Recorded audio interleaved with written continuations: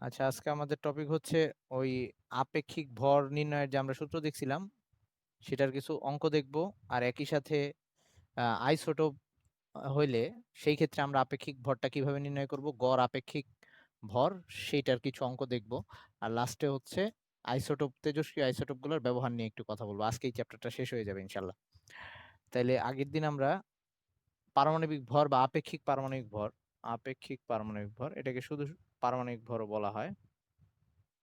এটা equals to, এই সূত্রটা পড়ছিলাম আমরা। সূত্রটা এরকম ছিল যে এইখানে থাকবে হচ্ছে একটি মানে উপরে থাকবে ওই একটা পরমাণুর প্রকৃত ভর। তো আমি জাস্ট লিখতেছি পরমাণুর প্রকৃত ভর, আর নিচে থাকবে হচ্ছে কার্বন 12 আইসোটোপের ভরের 1/12 অংশের ভর, যেটাকে আমরা এ এম ইউ বলছিলাম। তো এটাকে আমি শুধু লিখতেছি এ এম ইউ।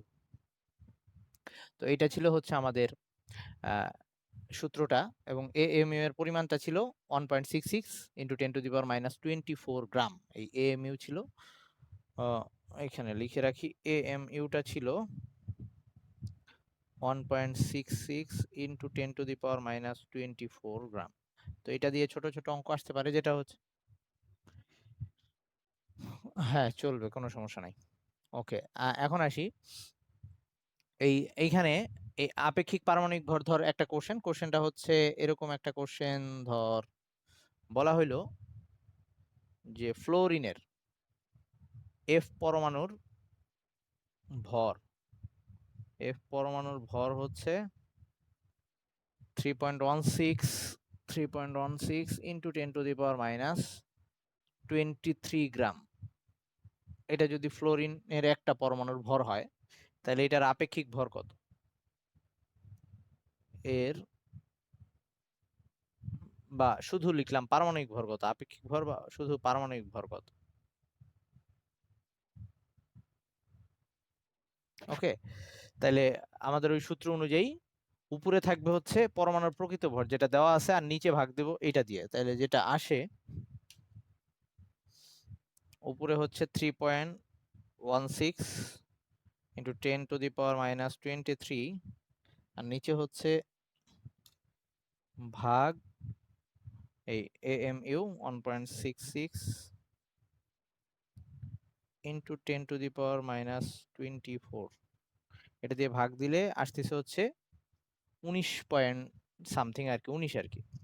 তো সুতরাং বা এই ক্ষেত্রে পারমাণবিক ভরটা আসতেছে হচ্ছে, পারমাণবিক ভর ইকুয়ালস টু উপরে 3.16 ইন্টু 10⁻⁻23, আর নিচে হচ্ছে 1.66 ইন্টু 10⁻⁻24 ইকুয়ালস টু আসতেছে 19। ওকে, তোলা হইলে বল।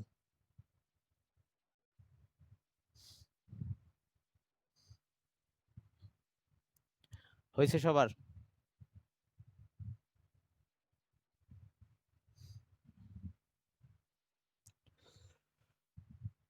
অথই তোলা হয়েছে তোর?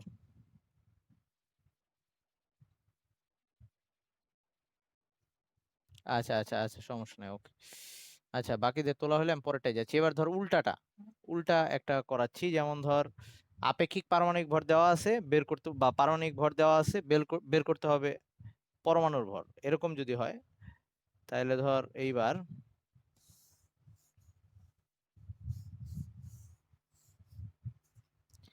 অ্যালুমিনিয়ামের অ্যালুমিনিয়ামের পারমাণবিক ভর বা আপেক্ষিক পারমাণবিক ভর যাই বলি একই কথা, পারমাণবিক ভর দেওয়া আছে 27। ধর বলা হইলো এর একটা পরমাণু অ্যালুমিনিয়াম পরমাণুর ভর কত, অ্যালুমিনিয়াম পরমাণুর প্রকৃত ভর কত আর কি, বা শুধু বললাম যে ভর কত, প্রকৃত ভরটা জানতে চাইছে। তো এই ক্ষেত্রে আমাদের আবারও আগের সূত্র। তাহলে এবার আমরা এটা জানি, 27 ইকুয়ালস টু পরমাণুর প্রকৃত ভর, যেটা বের করতে হবে, পরমাণুর প্রকৃত ভর,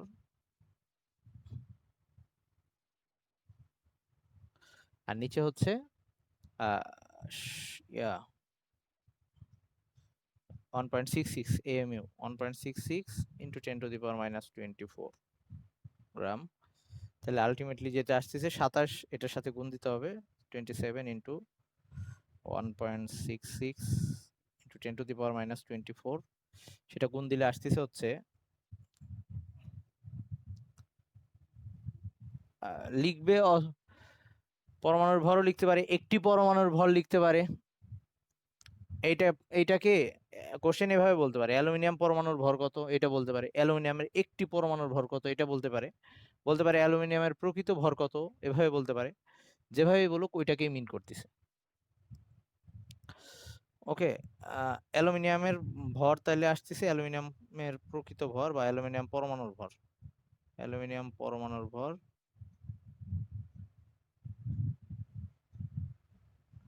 সেটা পাচ্ছি হচ্ছে 4.482 ইন্টু 10⁻⁻23, 4.482 ইন্টু 10⁻⁻23 গ্রাম। এই এরকম ছোট ছোট অঙ্ক।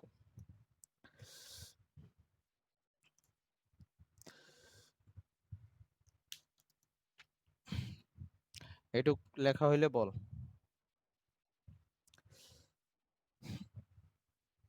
ওকে, এখন আসি, ধর কিছু কিছু মৌলের আইসোটোপ আছে, আমরা জানি মৌলের পরমাণুর আইসোটোপ আছে, আই মিন তাদের একাধিক ভর। আপেক্ষিক পারমাণবিক ভরটা সেই ক্ষেত্রে একাধিক, তো তখন আমি কোনটা নিয়ে কাজ করব? ধর এখানে যেমন এই যে বলতেছি অ্যালুমিনিয়ামের 27, তারপর একটু আগে ফ্লোরিনের বের করলাম 19। কিন্তু এরকম কিছু পরমাণু আছে যাদের আপেক্ষিক ভর দুইটা, যেমন ওই যে ক্লোরিনের আগের দিন দেখাইছিলাম, ক্লোরিনের 35 আছে, আবার ক্লোরিনের 37 আছে। আবার এরকম কপারের 63 আছে, 65 আছে। এরকম যেসব পদার্থের একাধিক পারমাণবিক মোলের পরমাণুর একাধিক পারমাণবিক ভর পাওয়া যায়, সেই ক্ষেত্রে আমি কোন ভর নিয়ে অঙ্ক করার সময় কোন ভরটা বসাবো? তো এর জন্য যেটা আসবে সেটা হচ্ছে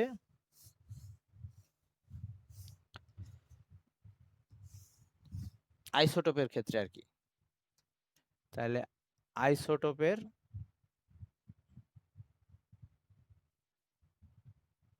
আইসোটোপের ক্ষেত্রে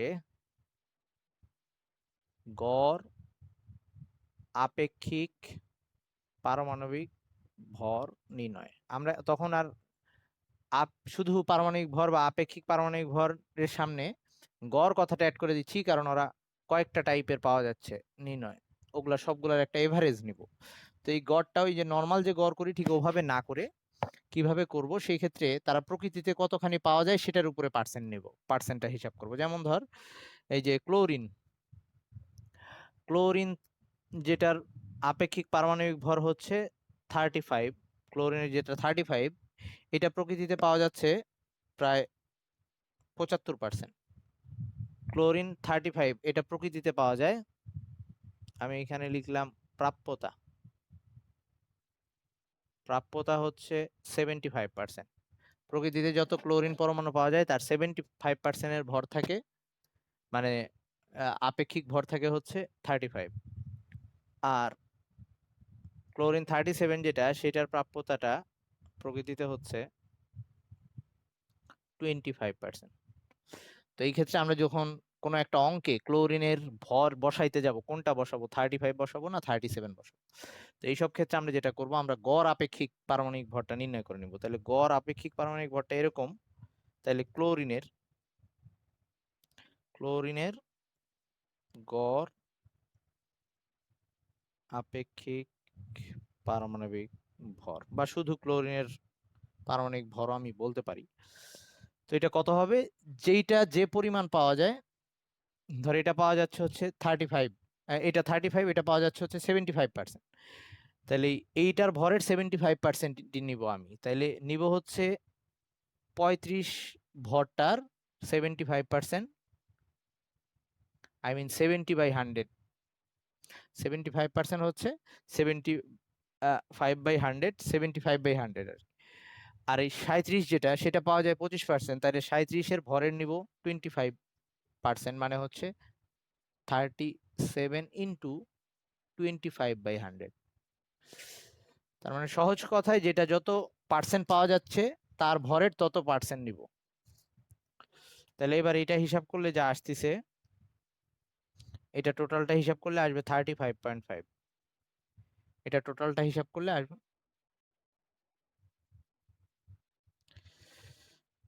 হ্যাঁ লেখা যাবে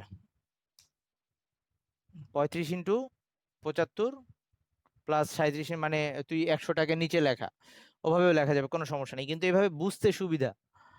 দেখ আমরা 35-এর 75% নিলাম, এই যে 35-এর 75% আর 37-এর 25% নিলাম, মানে কোনো সূত্র আকারে মনে না রেখে ডিরেক্ট সোজা ব্যাপার, মানে এভাবে চিন্তা করাটা সুবিধা। এরকম যদি 3-4টাই সেট আপ থাকতো আমরা সবগুলার এটা করতাম, ধর এখানে যদি আরো থাকতো তাহলে ওগুলা আরো যোগ করে যাইতাম, এরকম। কথা বোঝা গেছে? এই সবাই এটা বুঝছিস?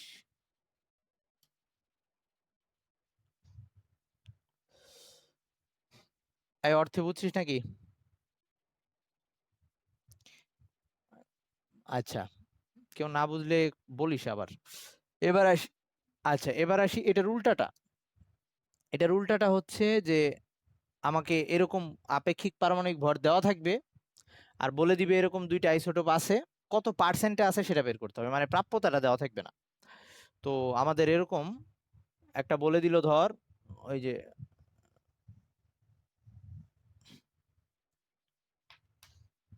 যে কপার 63 আর হচ্ছে কপার 65, এরকম কপারের দুইটা আইসোটোপ পাওয়া যায়, প্রাপ্যতাটা বলে দেওয়া নাই।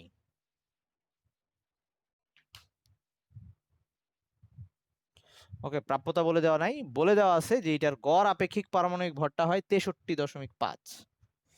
এটার গড় আপেক্ষিক পারমাণবিক ভর 63.5, এটা বলে দেওয়া আছে।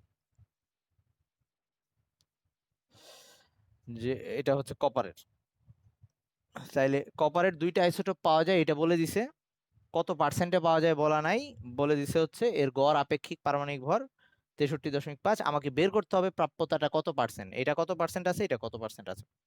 তাহলে ঠিক উল্টা ভাবে আসতে হবে আমাদের। তাইলে আমাদের এখন হচ্ছে ধরে নিলাম প্রাপ্যতাটা হচ্ছে কপার যেটা 63 সেটা হচ্ছে X%, আর এটা তাইলে 100 থেকে বিয়োগ দিব 100 মাইনাস X%।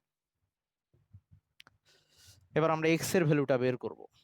তাইলে কোশ্চেনে বলে দেওয়া আছে কপারের গড় আপেক্ষিক পারমাণবিক ভর 63.5। তো আমরা জানি গড় আপেক্ষিক পারমাণবিক ভর বের করার নিয়মটা কি, 63 এইটার নিব X%, মানে হচ্ছে 63 ইন্টু X/100, সরি, হ্যাঁ X/100 প্লাস এই 65, এটার নিব 65 into 100 minus X/100 equals to 63.5। এখন এটা থেকে এক্স এর ভ্যালু বের করব, কিভাবে বের করব, এই 63/100 এটাকে হিসাব করলে আসে 0.63। তো আমি এটাকে, আচ্ছা উপরে লিখি,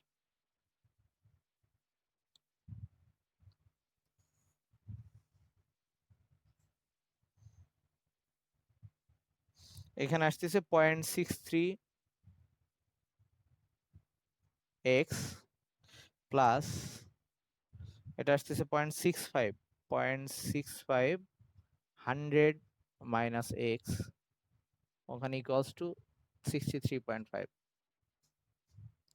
তাহলে এবার নর্মাল আমরা গুণ করে দিই, 0.63x প্লাস এটাকে গুণ দিলে 65 হবে, আর মাইনাস 0.65x ইকুয়ালস টু 63.5।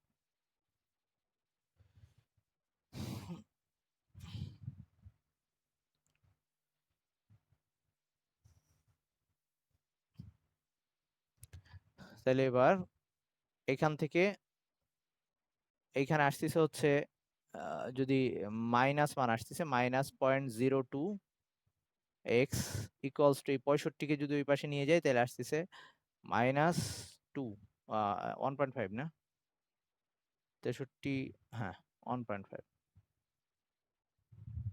তাহলে লাস্টে এক্স সমান সমান আসবে হচ্ছে 75% আসার কথা, 1.5 ডিভাইডেড বাই 0.02, 75, হ্যাঁ। তো এক্স সমান সমান আসতেছে 75, এক্স এর মান হচ্ছে 75। তাহলে জাস্ট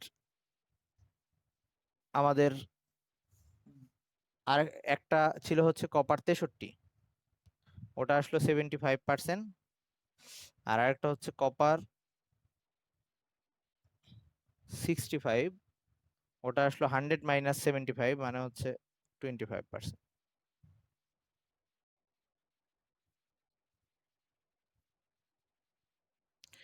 এই তো এভাবে উল্টা ভাবে অঙ্কটা আসতে পারে। সবাই আশা করি বুঝে গেছিস। আচ্ছা, এবার আমরা এই আপেক্ষিক পারমাণবিক ভর কিছু মৌলের আমাদের মুখস্থ রাখা লাগবে, কিছু পরমাণুর আপেক্ষিক পারমাণবিক ভরটা মুখস্থ রাখা লাগবে। তো এগুলা কয়েকটা হচ্ছে, আমি লিখে দেই যেগুলো মুখস্থ রাখা লাগবে।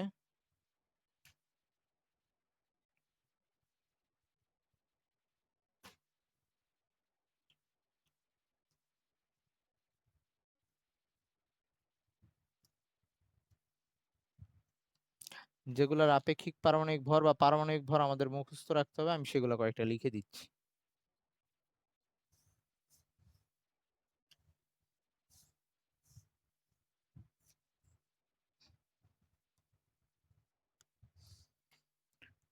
ফার্স্ট হচ্ছে হাইড্রোজেন। হাইড্রোজেনের আপেক্ষিক পারমাণবিক ভর সেটা হচ্ছে 1 অথবা 1.008, এটা হচ্ছে অ্যাকচুয়াল, তো আমরা 1 দিয়ে মনে রাখবো, হাইড্রোজেন হচ্ছে 1। তারপর হিলিয়াম, হিলিয়ামের আপেক্ষিক পারমাণবিক ভর হচ্ছে 4। তারপর লাগবে হচ্ছে লিথিয়ামটা অত বেশি যদিও ইম্পর্টেন্ট না, তো লিথিয়াম হচ্ছে 7। তারপর বোরন দরকার নাই, কার্বন লাগবে, কার্বন হচ্ছে 12। নাইট্রোজেন লাগবে, নাইট্রোজেন হচ্ছে 14। অক্সিজেন, অক্সিজেন হচ্ছে 16। এগুলো মুখস্থ রাখা লাগবে। ফ্লোরিন 19, যেটা আমরা বের করলাম আজকে। ফ্লোরিন 19। তারপর নিয়ন দরকার হবে না, সোডিয়াম লাগবে, সোডিয়াম হচ্ছে 23। ম্যাগনেসিয়াম হচ্ছে 24। কখনো কখনো এটার এক্সাক্ট ভ্যালুটা যদি বলি সেটা হচ্ছে 24.3 আর কি। আচ্ছা, তোদের 24 ইউজ করলেই হবে। অ্যালুমিনিয়াম হচ্ছে 27।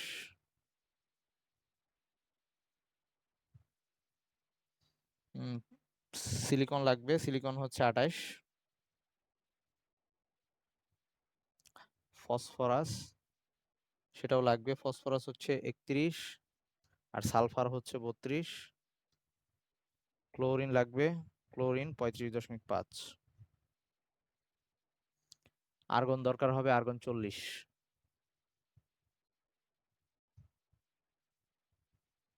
আর্গন 40। আর পটাশিয়াম, যেটা পটাশিয়ামও 40ই লিখবো, যদিও এক্সাক্ট ভরটা হচ্ছে পটাশিয়াম 40, 39.1 অ্যাকচুয়ালি পটাশিয়াম, আর্গন 40। তো তোর বই মনে হয় 39 দেওয়া আছে, যা হোক। আর পটাশিয়াম, আর লাগবে হচ্ছে ক্যালসিয়াম, তো লাগবে, ক্যালসিয়ামও লাগবে, ক্যালসিয়াম হচ্ছে 40।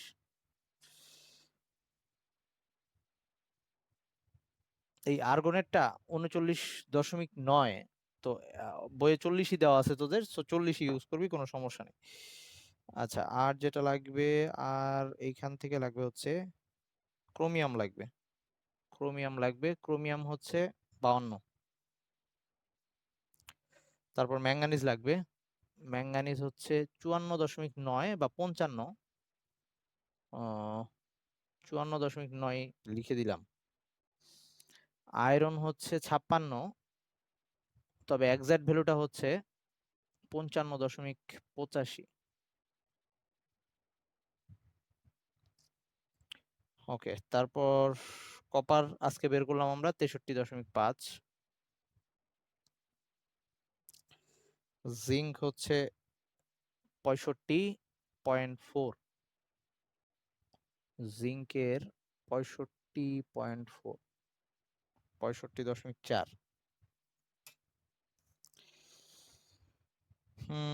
আর হচ্ছে,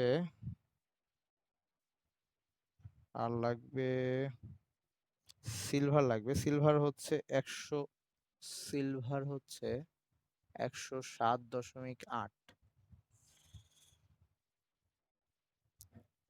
সিলভার, আয়োডিন লাগবে, আয়োডিন হচ্ছে 127, আয়োডিন 127,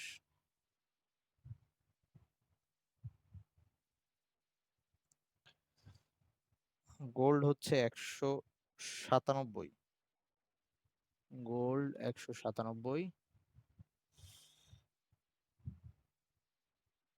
এই তো এই কয়টা হইলেই হবে, আর লাগবে না।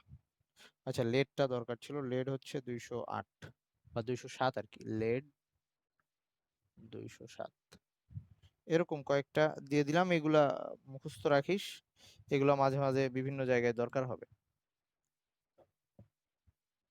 বিভিন্ন অঙ্ক করতে গিয়ে লাগবে। সবার কি আচ্ছা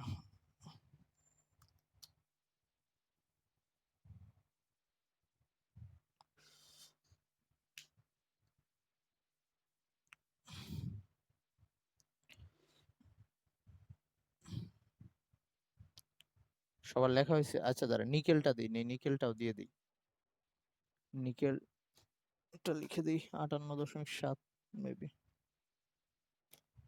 নিকেল হচ্ছে 58.7, নিকেলটা কোথায় লিখে দিই, আচ্ছা এখানে লিখে দিই, নিকেল হচ্ছে 58.7, এটা মনে রাখিস।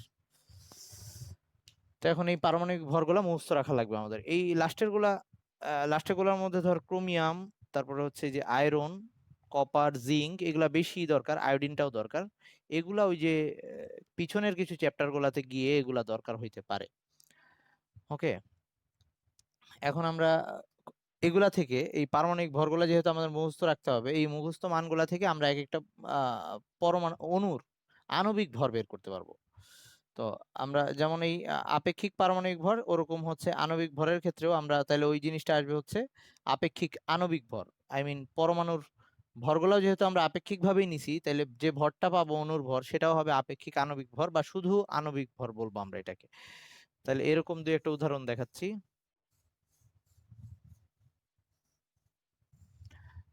ধর আমাদের বলা হইলো যে H2SO4 সালফিউরিক অ্যাসিড, এগুলো এখন তোরা পারিস যদিও। H2SO4 এইটার আণবিক ভর নির্ণয় করতে বললো, তাহলে এইটার আণবিক ভর যদি আমি নির্ণয় করতে যাই, এটার আণবিক ভর বা শুধু আপেক্ষিক আণবিক ভর যেটাই বলি একই কথা। আমার এখানে হাইড্রোজেন আছে দুইটা, তো হাইড্রোজেনের প্রত্যেকটা পরমাণুর ভর বলছি 1 করে, তাহলে হাইড্রোজেন দুইটা আছে, 1 করে ভর, আপেক্ষিক ভর হচ্ছে 1, সাথে হচ্ছে 2, তার মানে দুইটা হাইড্রোজেনের ভর বের করলাম, প্লাস সালফার লিখে দিছি একটু আগে 32, সালফারের আপেক্ষিক ভর হচ্ছে 32 বা পারমাণবিক ভর হচ্ছে 32, আর অক্সিজেন হচ্ছে 16, 4টা অক্সিজেন আছে, তো এটাকে যোগ করলে টোটাল আসবে হচ্ছে 98। এবং এগুলার কিন্তু কোনো একক থাকবে না, আপেক্ষিক ভরের কোনো একক নাই। আচ্ছা একইভাবে ধর সালফিউরিক অ্যাসিড গেল, এরকম ধর বললো potassium dichromate K2Cr2O7, K2Cr2O7, potassium ডাইক্রোমেটের আপেক্ষিক ভর এটা বের করতে বললো। তাহলে আমরা, যদিও তোদের বই মনে হয় পটাশিয়াম 39 দিয়ে ইউজ করছে, তবে 39.1 হচ্ছে এক্সাক্ট, আমি এক্সাক্টটা লিখলাম। সাথে হচ্ছে এটা 39.1 পটাশিয়ামের পারমাণবিক ভর into 2, plus chromium 52 into 2, plus oxygen 16 into 7, টোটালটা যোগ করলে যেটা আসে,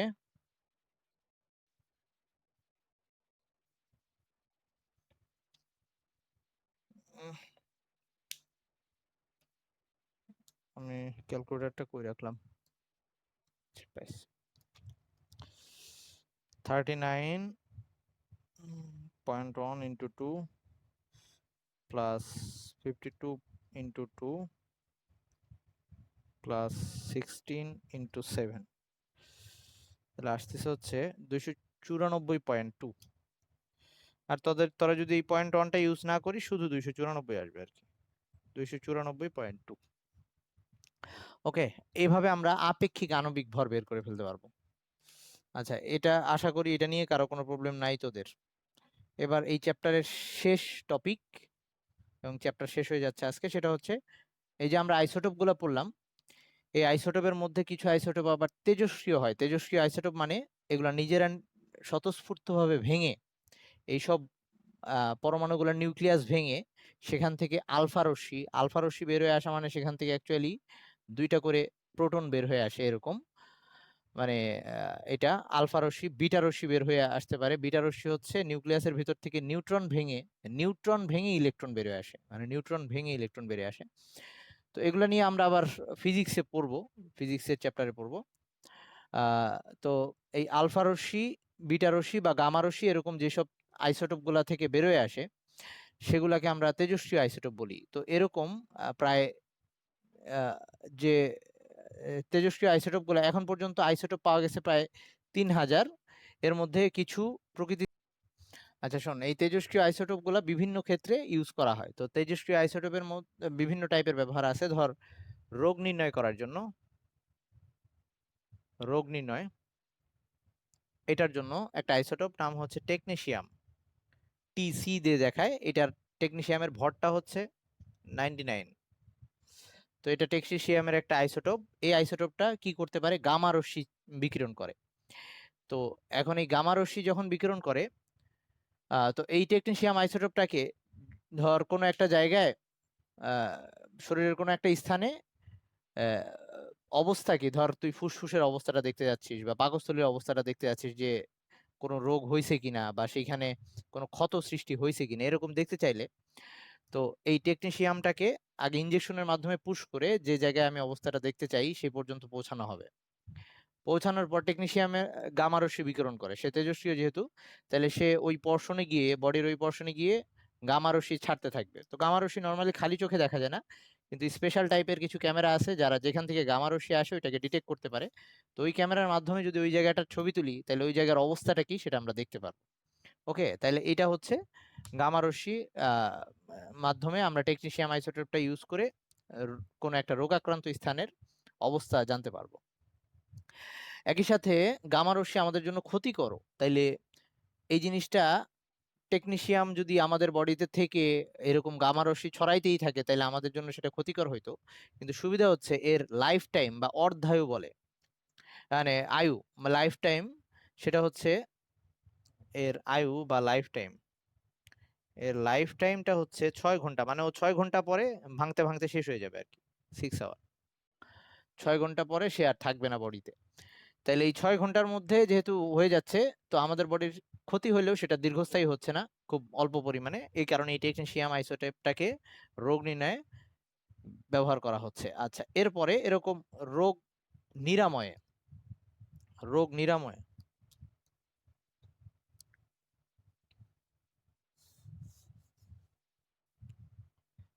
রোগ নিরাময়, ধর কি ক্যান্সার কোষ ধ্বংস করার জন্য যে রেডিও থেরাপি যে বলে এরকম, আই মিন এই তেজস্ক্রিয় আইসোটোপ দিয়ে আমরা ক্যান্সারের কোষগুলোকে ধ্বংস করে ফেলতে পারি। তো এরকম একটা হচ্ছে আয়োডিন 131। আমরা এই যে আয়োডিনের একটু আগে ভর লিখে আসলাম 127, এটা হচ্ছে আয়োডিনের আরেকটা ভিন্ন ভরের পরমাণু বা আইসোটোপ, সেটা হচ্ছে 131। এটা তেজস্ক্রিয় রশ্মি বিকিরণ করতে পারে, আই মিন এখান থেকে যে বিটা রশ্মি নির্গত হয়, এটা বিটা রশ্মি ছাড়ে আর কি, বিটা রশ্মি নির্গত হয় এবং এই সেই বিটা রশ্মিটা ক্যান্সার কোষগুলাকে ধ্বংস করে ফেলতে পারে। তো যার থাইরয়েডে ক্যান্সার হয়েছে, আই মিন এই থাইরয়েডে যদি কোনো ক্যান্সার হয় তাহলে সে কি করবে, এই আয়োডিনের আইসোটোপ মিক্স করা একটা দ্রবণ তাকে পান করায় দেওয়া হবে। তো সে সেটাকে পান করলে তার এই আয়োডিনের যে আইসোটোপ গুলা, এটা ওই থাইরয়েডের ওখানে গিয়ে এই বিটা রশ্মি নির্গমন শুরু করলে ওখানে যে ক্যান্সারগুলো আছে, ক্যান্সার কোষগুলো আছে, সেগুলো আস্তে আস্তে নষ্ট হয়ে যাবে। তো এইভাবে রেডিও থেরাপি বলে। তো এই একটা, আরেকটা হচ্ছে তোর ইরিডিয়াম, আইআর, ইরিডিয়াম, এটার একটা আইসোটোপ, এটার আইসোটোপও ব্রেন ক্যান্সারের ক্ষেত্রে এটা ইউজ করা হয়, ব্রেন ক্যান্সারে এটা ইউজ করা হয়, ব্রেন ক্যান্সার নিরাময়, ব্রেন ক্যান্সার নিরাময়। আর এটা ছিল হচ্ছে থাইরয়েড ক্যান্সার, থাইরয়েড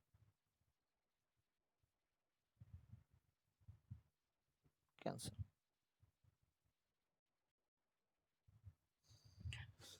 ওকে, তারপর আরেকটা আছে হচ্ছে কোবাল্ট 60। কোবাল্ট 60, এটার কাজ হচ্ছে তোর টিউমার, যদি কোথাও টিউমার হয় তাহলে এখান থেকে গামা রশ্মি, এখান থেকে যে গামা রশ্মি আসে, গামা রশ্মি বা এভাবেও গামা রশ্মি লেখা যায়, এটার গামা রশ্মি টিউমারের কোষগুলোকে নষ্ট করে আর কি, টিউমারের ক্ষেত্রে এটা। আর লাস্টে আরেকটা আছে হচ্ছে লিউকোমিয়া, রক্তের লিউকোমিয়া চিকিৎসায়, সেটা হচ্ছে ফসফেট 32। আমরা নর্মালি ফসফরাসের 31 ভরের আপেক্ষিক ভর একটু আগে লিখে দিছিলাম। তো ফসফরাসের এই 32 ভরেরও একটা আইসোটোপ আছে। তো এইটা রক্তের লিউকোমিয়া চিকিৎসা, লিউকোমিয়া।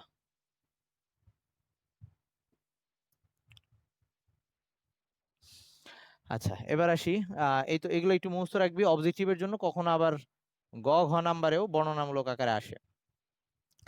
এবার আসি কৃষি ক্ষেত্রেও কিছু ইউজ আছে এদের, তেজস্ক্রিয় আইসোটোপ গুলা কৃষি ক্ষেত্রে ইউজ করা হয়।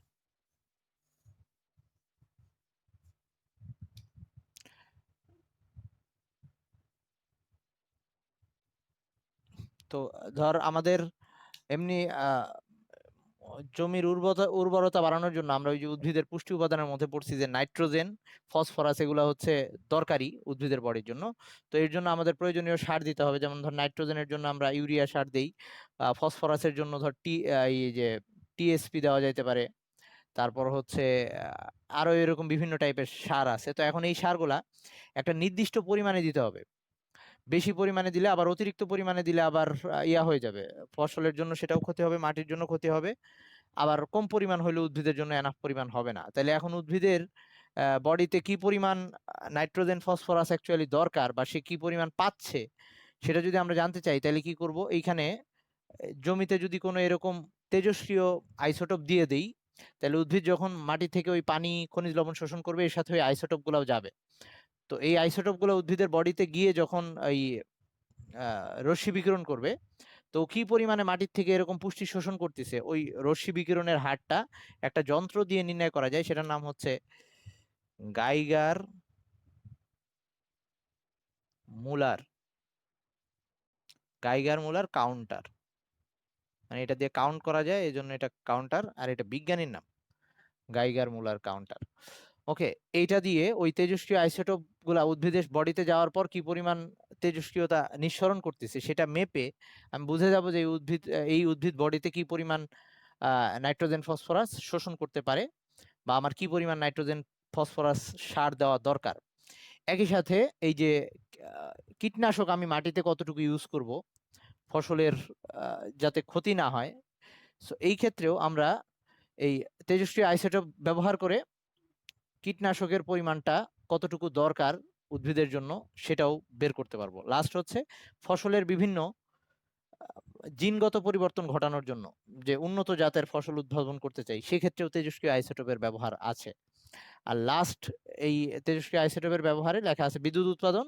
তো এটা নিয়ে বেশি কিছু বলা নাই, আমরা এইসব আইসোটোপ ইউজ করে বিদ্যুৎ উৎপাদনও করতে পারি। এটা নিয়ে আমরা ফিজিক্সের চ্যাপ্টারটাতে পড়বো, বা পড়েও ফেলছি আমরা ওই যে ইয়াতে, ইউরেনিয়ামের ইয়াতে পড়ছি না, মনে আছে, নিউক্লিয়ার ফিউশন যেটা ছিল।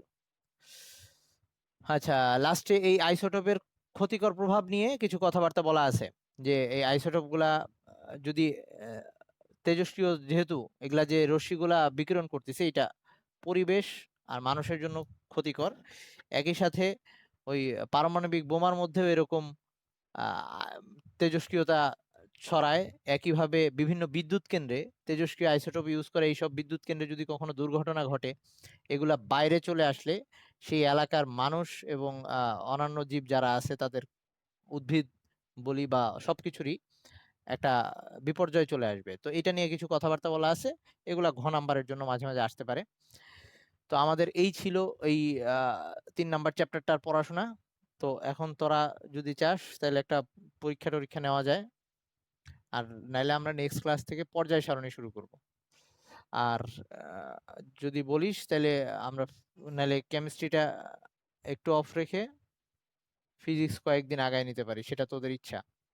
তো আপাতত বাই বাই দিচ্ছি, আল্লাহ হাফেজ, টাটা।